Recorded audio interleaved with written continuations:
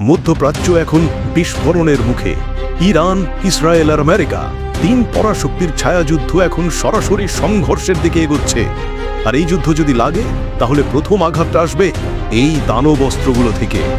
শত্রুকে ফাঁকি দিতে, সমুদ্রের নিচে লুকিয়ে থাকা সাবমেরিন খুঁজে বের করতে, কিংবা সেকেন্ডের মধ্যে যুদ্ধের মোড় ঘুরিয়ে দিতে এই আধুনিক সামরিক প্রযুক্তিগুলো দেখে মনে হবে কোনো সাই-ফাই মুভি দেখছো। কিন্তু না, এই সব অস্ত্র আসল, বাস্তব এবং প্রস্তুত যুদ্ধের জন্য।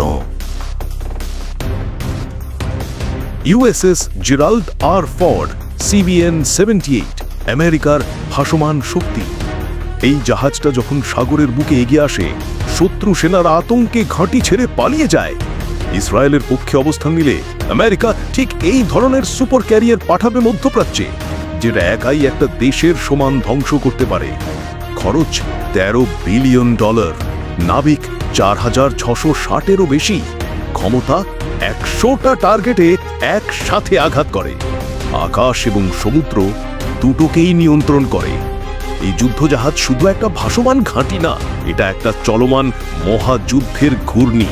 কিরোভ ক্লাস ব্যাটল ক্রুজার, রাশিয়ার বারুদে আগুন। ইরান সরাসরি যুদ্ধ না করলেও তার পিছনে রয়েছে রাশিয়ার ছায়া।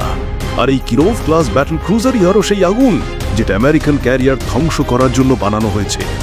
28,000 টন ওজন, নিউক্লিয়ার চালিত, তেল ছাড়াই চলতে পারে বছরকে বছর।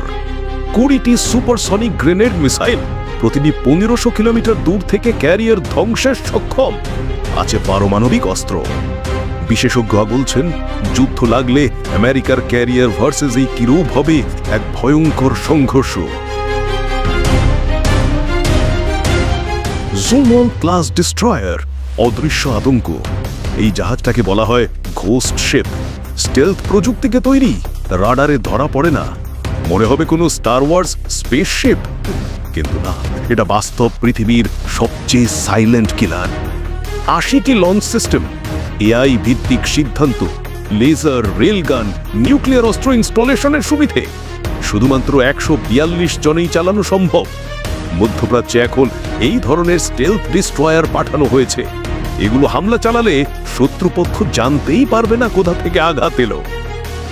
এই যুদ্ধ যদি সত্যিই শুরু হয়, তাহলে সেটা হবে শুধু মাটি আর বোমার ওপর না, হবে প্রযুক্তির, গোয়েন্দা তথ্যের আর অদৃশ্য অস্ত্রের যুদ্ধ।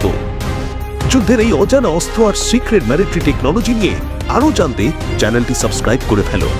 আর কমেন্টে লিখে জানাও, ইরান ইসরায়েল যুদ্ধ হলে কার অস্ত্র বেশি ভয়ঙ্কর মনে হয় তোমার কাছে।